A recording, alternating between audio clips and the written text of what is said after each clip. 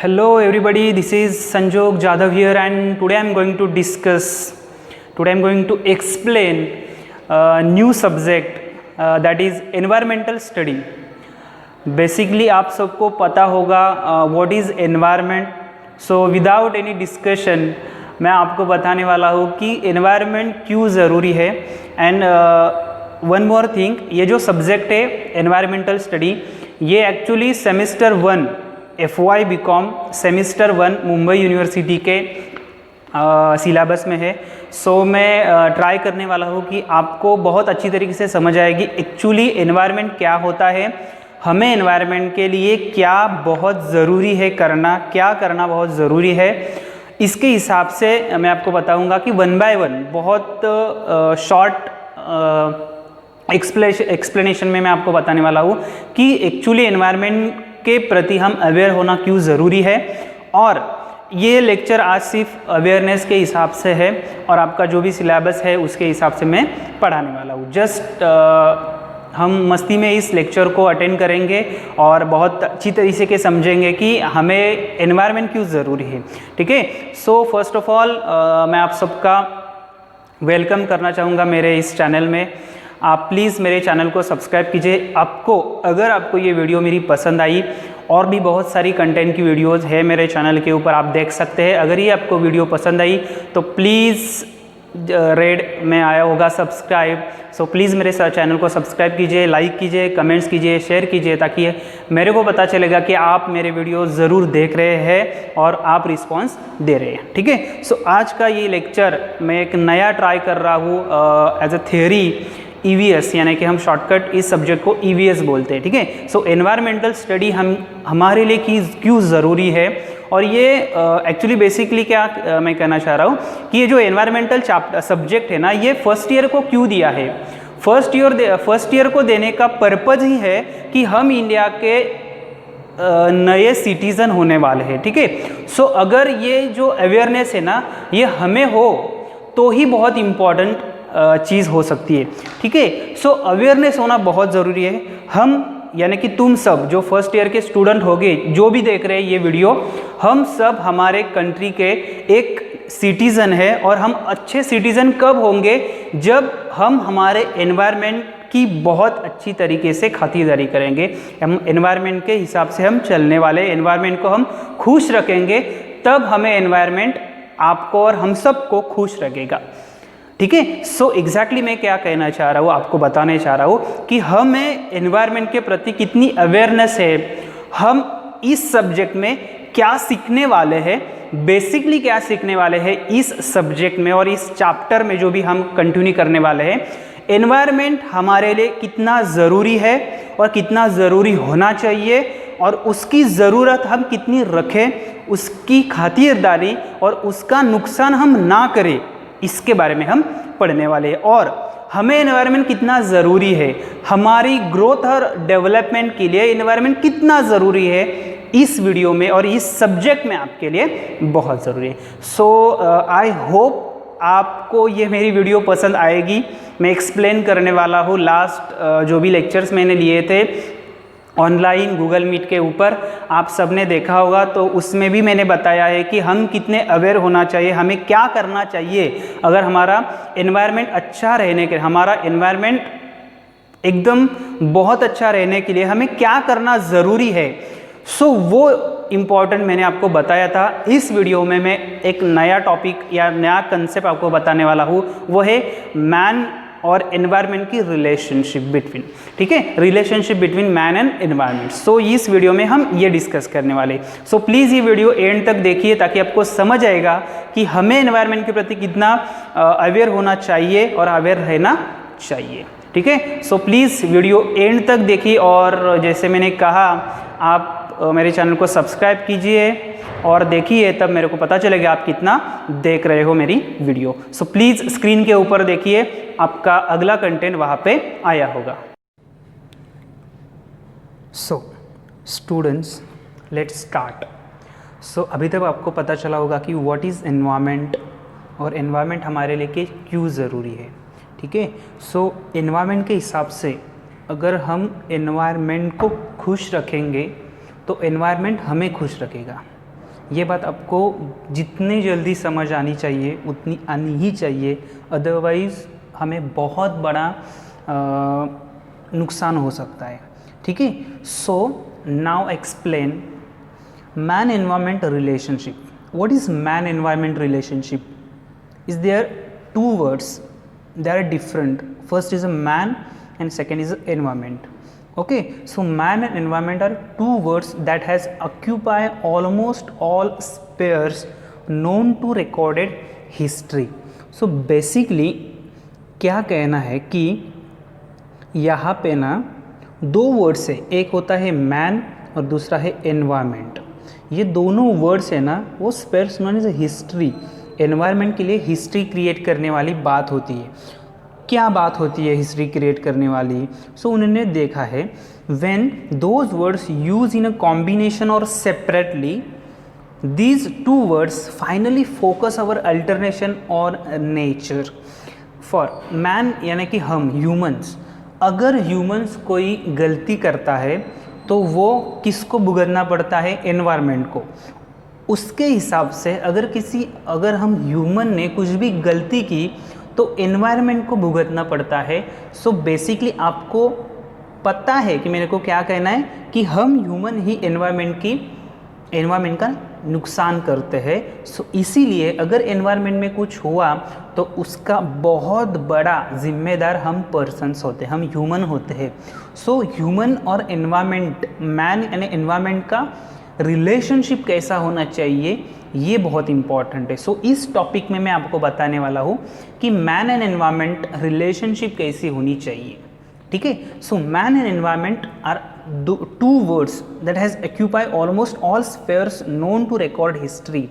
When these words using combinations or separately, these two words finally focus our alterations on nature and its components like land, water, air and different living forms. From the beginning of human civilizations, man firmly believes that he is the ultimate force that manipulates the of natures. Many historical events suggest that it is the other way around. Time and again nature has proved that its design and purpose are least understood by man. Number of man's attempts to consequer natural process have boomeranged on him and at times leading to irreversible and immense irreparable damage to natures. Basically क्या कहना है कि उनको book में क्या दिया है उसमें, इसका मतलब क्या है, हम जो ह्यूमंस होते हैं ना, अगर कोई भी पॉइंट ऑफ व्यू हमारा होना हो, हमें जो कुछ भी करना है हम डायरेक्टली करते हैं कि हम एनवायरनमेंट को जाके पूछते हैं क्या? फॉर एग्जांपल अगर हमें कुछ करना है, हमें कहीं घूमने जाना है, कहीं किसी दोस्त के घर जाना है, कहीं भी पार्टी पे जाना है, खाने पे होटल में खाने के लिए जाना है, पार्टी करने जाना है फ्रेंड के साथ, तो हम हमारे माँ बाप को पूछते हैं, राइट? यस और नो, माँ बाप को हम पूछते हैं। लेकिन हमें कुछ अलग करना है जिसका नुकसान अगर एनवायरनमेंट को होता है, तो हम क्या एनवायरनमेंट को पूछने जाते हैं क्या कि एनवायरनमेंट हमें ये करना है? अगर आपको कुछ बड़ी फैक्ट्री ओपन करनी है तो आप एनवायरनमेंट को जाकर पूछते हैं, एनवायरनमेंट तेरे को कुछ दिक्कत तो नहीं ना, मैं फैक्ट्री ओपन करने वाला हूँ, तेरे को कुछ दिक्कत है? सो ऐसी बातें हम एनवायरनमेंट को पूछते नहीं ना। सो बेसिकली होता क्या है, हम हमारा पॉइंट ऑफ व्यू, उसको बोलते हैं मैनिपुलेट्स। हम नेचर के अगेंस्ट बहुत कुछ करते हैं, नेचर के हिसाब से नहीं करते। इस बात पे आप सब एग्री होना चाहिए कि हम हमारे हिसाब से करते हैं, नेचर के हिसाब से कुछ भी नहीं करते। दैट इज़ माय पॉइंट कि मैन एंड रिलेशनशिप ऐसी होनी चाहिए कि हम किसी का नुकसान भी ना करें, अगर नुकसान हो रहा है तो उस पे सॉल्यूशन निकाले। हम ह्यूमंस एनवायरनमेंट के लिए सॉल्यूशन निकालते नहीं है। आप अगर सोचेंगे मैं ऐसा नेगेटिव क्यों बोल रहा हूँ, हम किसी का सोचते नहीं, हम एनवायरनमेंट के बारे में कतई नहीं सोचते। ठीक है, क्यों नहीं सोचते? इसका अब लेटेस्ट है आपके साथ, आपके सामने कोरोना वायरस। ठीक है, अगर हमने अपने एनवायरनमेंट को अच्छे से नहीं देखा तो ये एनवायरनमेंट, ये जो कुछ भी वायरस वगैरह फैलते हैं हमारे इंडिया में या वर्ल्ड में, वो फैलते ही नहीं अगर हम एनवायरनमेंट की अच्छे से खिदमत करते।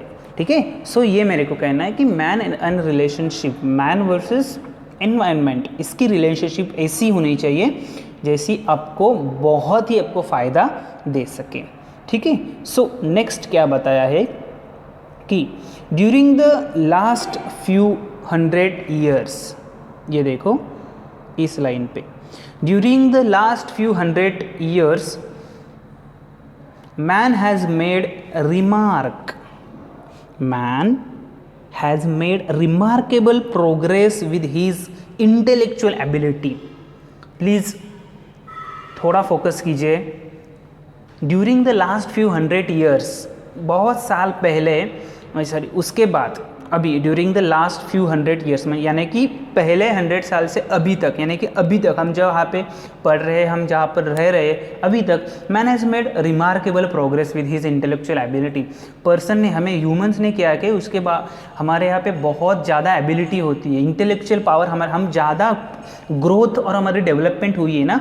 सो हम क्या, रिमार्केबल प्रोग्रेस हमारी हो चुकी है। सो दैट उन्होंने वहाँ पे कहा during the last few 100 years man has made remarkable progress with his intellectual ability, number of discoveries and inventories have contributed for his better living in number of respects. However, some of his activities to improve the quality of his life backfire due to lack for the thought and inability to foresee long term effects of his development activities। Actually हुआ क्या है कि बहुत साल पहले या बहुत साल पहले से अभी तक हमारे जो भी ह्यूमंस है, बहुत सारे साइंटिस्ट हुए, उन्होंने हमारी इंटेलेक्चुअल पावर इतनी ज़्यादा है। आपको पता है कि इस धरती पे, यानी कि अर्थ पे जितने भी क्या बोल सकते हैं एनिमल्स है, प्लैनेट पे एनिमल्स है, उसमें से हम ह्यूमन, हम जो पर्सन्स है वो बहुत ज़्यादा इंटेलेक्चुअल है, बहुत ज़्यादा शार्प, बहुत ज़्यादा स्किलफुल है। हम आप एग्री करेंगे इस बात के, हम ज़्यादा हमारी इंटेलेक्चुअल पावर है, तो हम क्या, बहुत सारी एक्टिविटी के ऊपर हम ज़्यादा इम्प्रूवमेंट हुई है, हमारी स्टैंडर्ड ऑफ लिविंग बढ़ गई है। स्टैंडर्ड ऑफ लिविंग बढ़ गई है का मतलब क्या होता है? स्टैंडर्ड ऑफ लिविंग, हम अच्छे तरह से रह रहे हैं, हमें किसी का फ़र्क नहीं पड़ता कौन कैसा है, कैसा लगेगा, हमें किस बात की कोई टेंशन नहीं होती, बस हमको मिल रहा है ना, बाकी सब भाड़ में जाओ।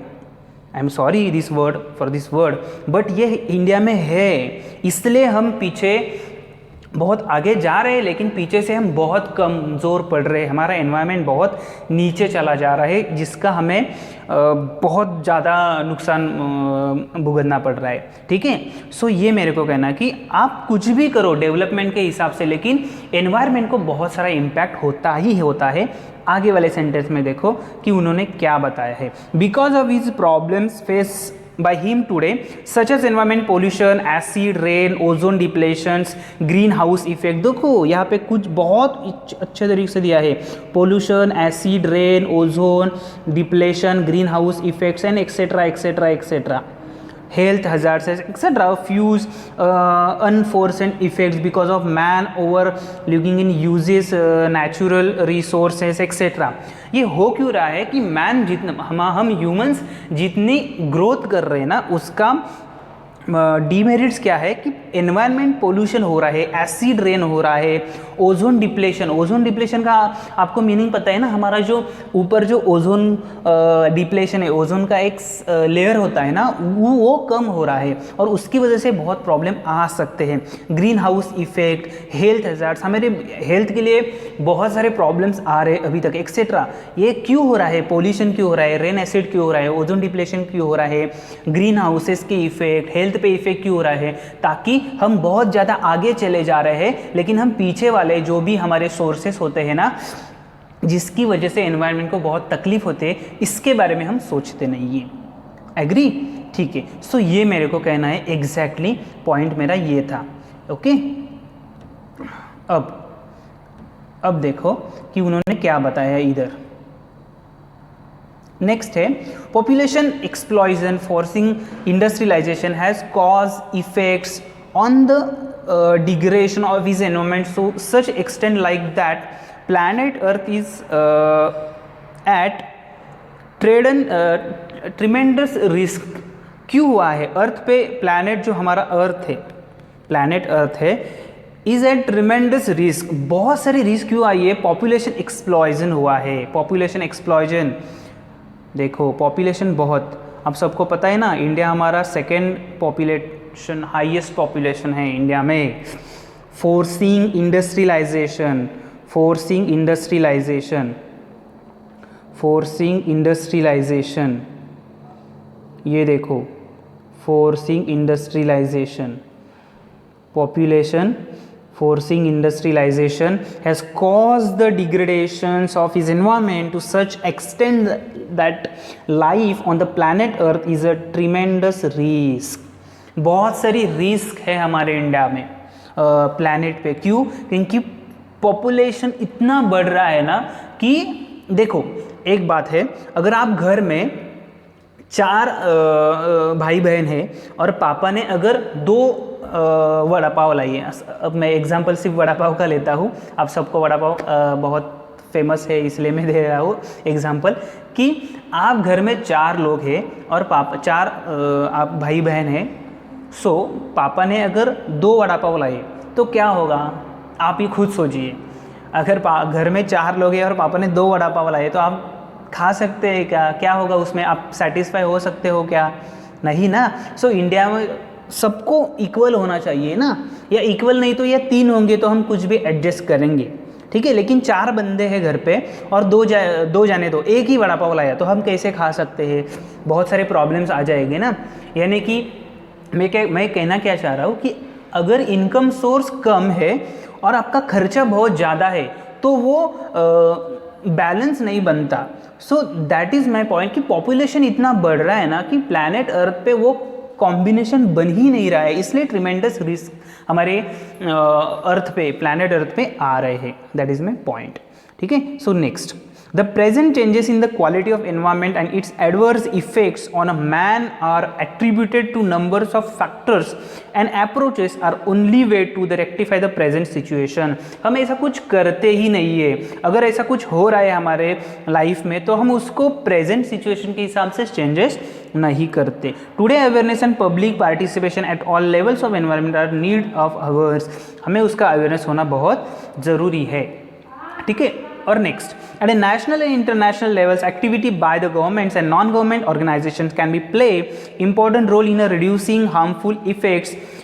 Even individual can contribute towards a health environment। हो क्या रहा है कि बहुत सारे हमारे इंडिया की नेशनल लेवल और इंटरनेशनल लेवल में एक्टिविटीज़, गवर्नमेंट और नॉन गवर्नमेंट बहुत सारे ऑर्गेनाइजेशन है हमारे इंडिया में, वो इसको रिड्यूस हार्मफुल इफेक्ट्स एनवायरनमेंट में हमें अवेयरनेस करने के लिए, एनवायरनमेंट के प्रति हमें अवेयर करने के लिए government, non government, other social कुछ भी ऑर्गेनाइजेशंस होते हैं ना बहुत सारे, वो क्या करते हैं, हम हमारे इंडिया में या प्लैनेट पे पूरे वर्ल्ड में अवेयरनेस लाते हैं। सो मैं भी एक अवेयरनेस का ही पार्ट, आपको अवेयर होना चाहिए, इसलिए ये सब्जेक्ट आपको लिए डिस्ट्रीब्यूट किया है, ठीक है। सो बेसिकली ये जो मैंने कंसेप्ट आपको बताया अभी कि role of man environment relationship क्यों होनी चाहिए, शॉर्ट में अगर मैं बताना चाहूँ आपको, मैन एनवायरनमेंट रिलेशनशिप ऐसी होनी चाहिए जैसे कि अगर एक ह्यूमन अदर पर्सन के लिए कुछ करना चाहता है, वो अच्छी तरीके से करे, उसका कुछ डबल मीनिंग है, उसका कुछ डाउटफुल और नुकसान नहीं होना चाहिए आगे वाले पर्सन के लिए। सेम वैसे ही ह्यूमन अगर कुछ अच्छा कर रहा है तो एनवायरनमेंट को उसका कुछ नुकसान नहीं होना चाहिए या उसका इफेक्ट एनवायरनमेंट पे नहीं आना चाहिए इतना ज़्यादा effectively. So that is my point कि कुछ भी करो लेकिन एनवायरनमेंट को भी संभालना है। अगर आपने एनवायरनमेंट को संभाला तो ही आपको एनवायरनमेंट संभालेगा। That is my point. यही है मैन एंड एनवायरनमेंट की रिलेशनशिप, ऐसी होनी चाहिए। एनवायरनमेंट आपको कब संभालेगा, आपके साथ, आपका एनवायरनमेंट आपकी साथ कब देगा, जब आप एनवायरनमेंट को अच्छी तरीके से ख्याल रखेंगे, ठीक है ना। जैसे माँ बाप अपने बच्चों का ख्याल रखते हैं ना, वैसा ही हमारा बच्चा या हमारे बच्चे कौन है, हमारा एनवायरनमेंट है। एनवायरनमेंट के अदर सोर्सेस है, उनका अगर आपने ख्याल रखा तो definitely man and environment relationship बहुत ही अच्छी तरीके से हो सकती है, ठीक है। सो प्लीज़ ये कंसेप्ट मैंने आपको एक्सप्लेन की है, आपको आई होप समझ आई होगी। नहीं आई तो प्लीज़ मेरे को बताना, मैं आपको फिर से एक्सप्लेन करने के लिए रेडी हूँ, ठीक है। सो प्लीज़ एक बार या दो बार ज़रूर देखिए, तब आपको ये कंसेप्ट समझेंगे। ठीक है, ओके। सो आई होप आपको मेरी वीडियो पसंद आई होगी। मैंने ये थ्योरेटिकल का एक नया ट्राई किया है। बेसिकली मैं प्रैक्टिकल के ऊपर ही वीडियोस बनाता हूँ। सो आपकी रिक्वायरमेंट जैसी होगी मैं वैसा थ्योरेटिकल पढ़ने का ट्राई करूँगा। ठीक है, सो आई होप आपको ये वीडियो मेरी पसंद आई होगी। सो प्लीज़ शेयर कीजिए आपके फ्रेंड के साथ, जो भी फ्रेंड्स है आप अपने घर में भी सबके साथ शेयर कर सकते हैं, ताकि ये जो सब्जेक्ट है पर्टिकुलर किसी एक स्टैंडर्ड के लिए नहीं है, FY के लिए है तो FY वाले ही स्टूडेंट देखना चाहिए, ऐसा नहीं है। कोई भी पर्सन हो, अदर पर्सन, छोटे बच्चे बड़े जितने भी है, स्टूडेंट्स नॉन स्टूडेंट्स जैसे भी है, सब देख सकते हैं, ताकि हम हमारे जो भी अवेयरनेस है हम एनवायरनमेंट को अच्छी तरीके से हम एनवायरनमेंट का ख्याल रखेंगे। बेसिकली पर्पस क्या है इस सब्जेक्ट का, कि हम एनवायरनमेंट के प्रति कितने ज़्यादा अवेयर है। सो ये मेरे को कहना चाह रहा हूँ इस वीडियो में। मैं बहुत सारे वीडियो करने वाला हूँ EVS के, एनवायरनमेंट के। सो प्लीज़ आप मुझे साथ दीजिए, आपका प्यार दीजिए, ताकि मैं आपके लिए बहुत सारे वीडियोस लेके आऊँगा। और आप प्लीज़ मेरे चैनल को सब्सक्राइब कीजिए, शेयर कीजिए, कमेंट कीजिए, और आपके कोई भी डाउट हो कोई भी सब्जेक्ट के, आप मुझे डायरेक्टली पूछ सकते हैं, कमेंट बॉक्स में डालिए। आपके पास मेरा नंबर भी होगा, आप मेरे को पूछ सकते हैं, आपकी कुछ भी क्वेरी हो। ठीक है, so thank you very much, have a good day and all the very best. ठीक है स्टूडेंट्स, सो बाय बाय।